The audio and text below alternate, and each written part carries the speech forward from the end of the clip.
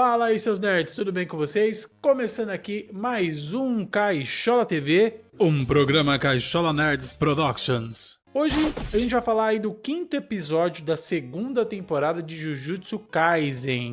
Excellent!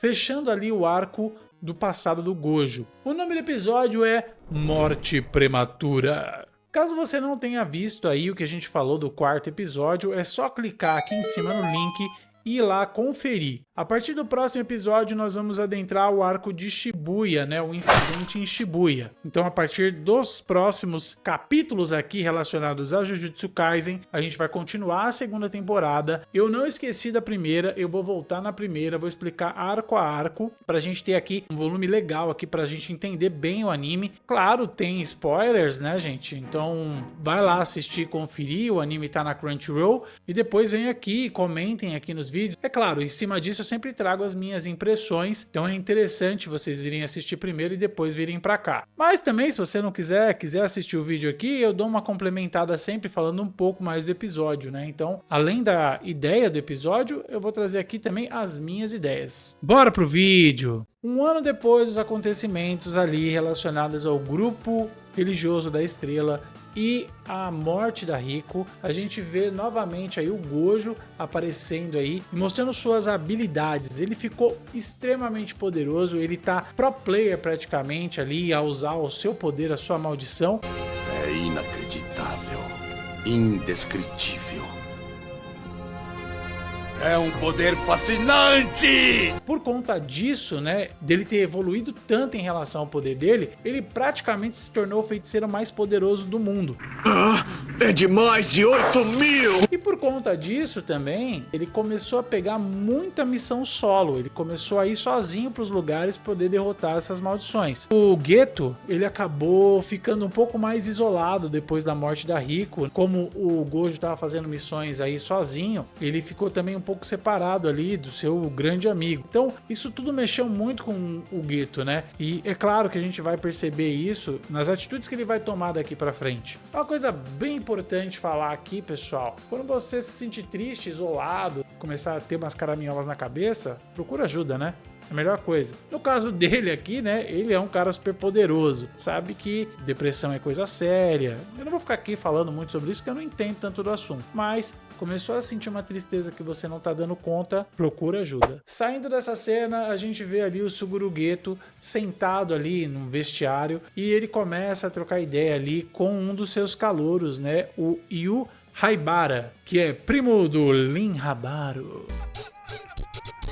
Desculpa, pessoal, a 5ª série que habita em mim, ela fala diretamente com a 5ª série que habita em vocês. Eu pelo menos espero que tenha alguma 5ª série em vocês também. O Yu Haibara, a gente vê ele no episódio anterior ali, junto com o Nanami. O Nanami é um personagem que eu acho embaçado demais. O cara é monstruoso de forte. A gente tá vendo ele ali como um calouro. Mas no futuro, ele vai acompanhar ali o Yuji, né, o personagem principal, em algumas missões. E a gente vê o quão habilidoso ele é. Ele se torna ali um feiticeiro de grau 1. Então ele fica extremamente forte. E é um dos personagens que eu mais gosto ali. Ele é um cara muito estiloso, maneiro, assim. Então é um personagem que mais pra frente a gente gosta muito dele, né? O Yu, ele é um garoto super alto astral, né? Ele tá todo empolgado ali conversando com o Geto, falando que ele vai pra uma nova missão. O Geto, ele fala, né? Já que você é meu calouro, não esquece de trazer um presentinho, né? Aí eles trocam uma ideia ali, é bem interessante. A conversa deles acaba quando a Yuki Tsukomo aparece ali e começa a conversar diretamente com o Geto. Essa Yuki, ela é uma feiticeira de grau especial. Eu vou tentar depois fazer um vídeo falando desses níveis de cada feiticeiro. Normalmente feiticeiros de grau especial como ela e o Gojo tiveram algumas habilidades no nascimento que transformam ele em pessoas extremamente especiais, né? Muito poderosas. O Geto, ele também é um feiticeiro de grau especial. Por conta dessas habilidades, eles acabam se tornando feiticeiros de um nível um pouco elevado, um pouco acima ali dos de 1º grau, por exemplo. Ou muito acima no caso do Gojo, mas o Gojo é praticamente fora da curva, né? Eu acho que a Yuki, ela tem tem alguma ligação com a Oi Todo. Ela aparece, eu acho que em alguma cena ali dentro do anime,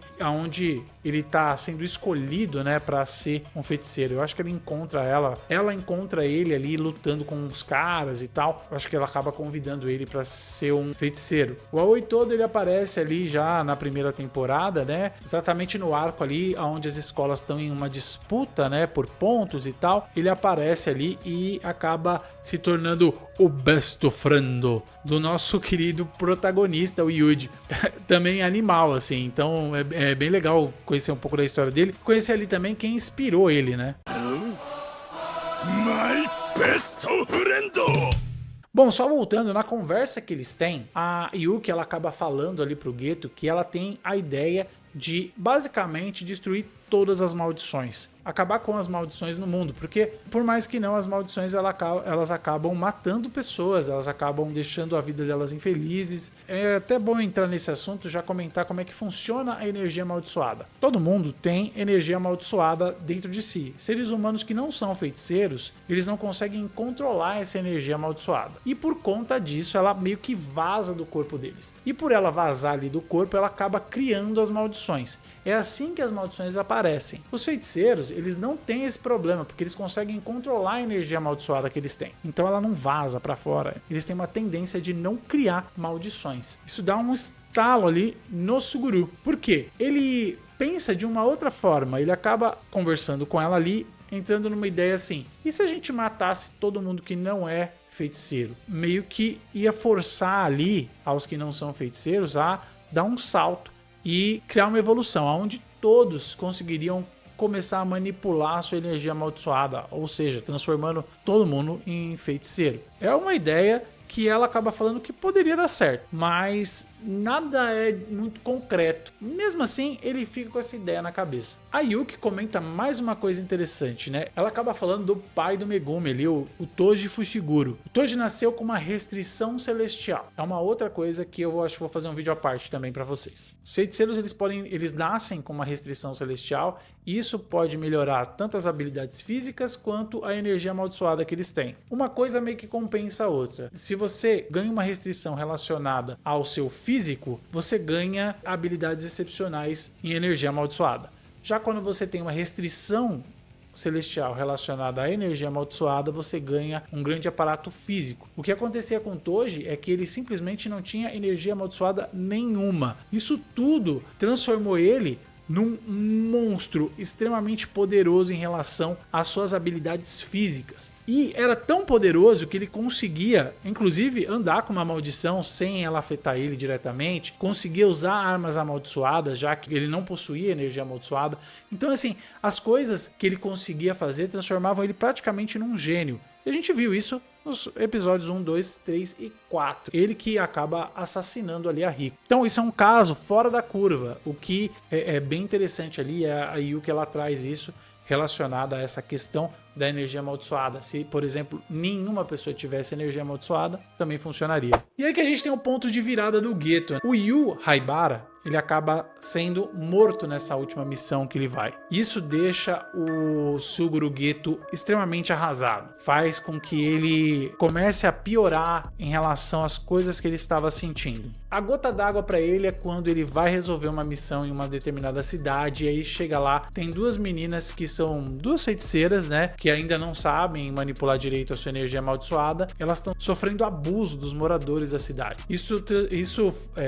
Os moradores da cidade tratam elas como se não fossem nem humanas por conta dessas habilidades que elas tinham. O Suguru, quando vê a situação delas, ele fica... é o gatilho dele. E aí ele mata todo mundo da cidade. Ele mata geral. Mata todo mundo!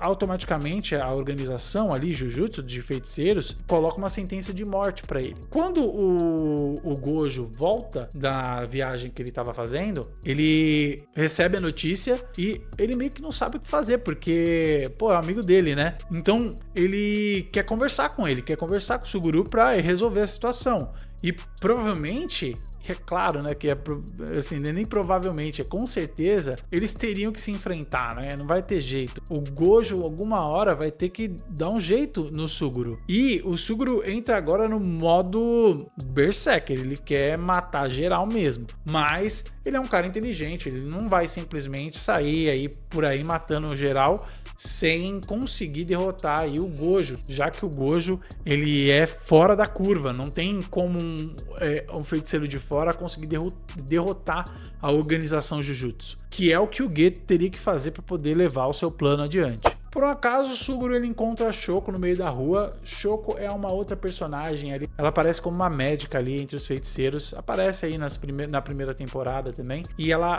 aparece bastante aí no passado do Gojo, já que eles eram amigos dentro da escola, né? Eles eram os 3 calouros na época que eles entraram. Ela avisa, né, o Gojo que encontrou o Suguru. Eles trocam meia dúzia de palavras ali. E ela vai embora porque ela acha que quando o Gojo chegar, o negócio vai dar ruim. E quando o Gojo chega, ele conversa ali com o Geto e o Geto tá tão pichuruco que ele fala que matou inclusive os pais, porque o plano dele se baseava nessa ideia. E aí o Gojo ele fala: caraca, vou ter que matar esse cara, não vai ter jeito. O que acontece é, o Suguru ele consegue escapar e o Gojo ele não vai atrás, porque eu acho que ali a gente tem que entender esse lance de amizade deles, praticamente 2 irmãos ali, e eu acho que o Gojo não queria matar ele, né? Então ele acaba deixando o Suguru ir embora. A partir daí, o que o Suguru faz, né? O Suguru ele toma a organização ali religiosa da estrela, né, a The Time Vessel Association, e se transforma ali no Guru Master ali daquela organização, para poder tocar os planos dele. E dali para frente a gente tem já os acontecimentos atuais, onde mostra as coisas de um outro arco que eu vou comentar depois. O Gojo, ele acaba encontrando o Megumi,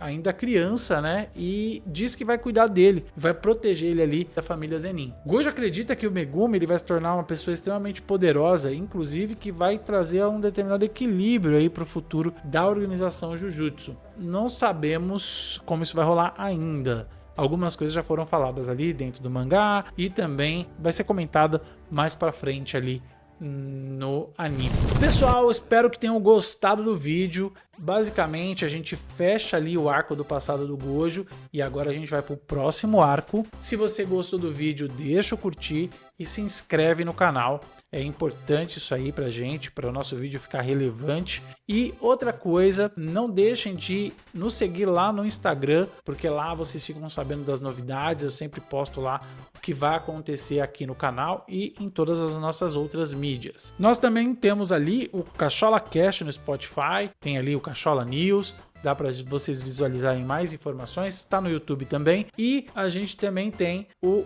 TikTok. Não estou postando muita coisa lá por enquanto, mas nos sigam lá que logo logo vai ter conteúdo para lá também. Até a próxima e valeu!